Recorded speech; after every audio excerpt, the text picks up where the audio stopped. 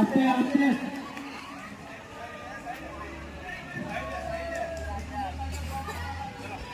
আইডিন সালাম শোনো, তালি কেউ বাজাবে না, এটা তালি বাজানোর জায়গা নয়।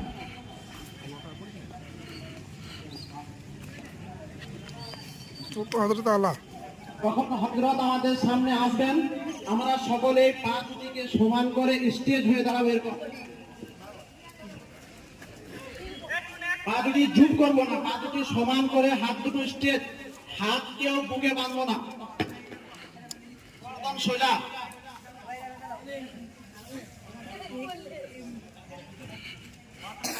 পা দুটো সমান, হাত পুরো নিচের দিকে স্টেজ, একদম সোজা।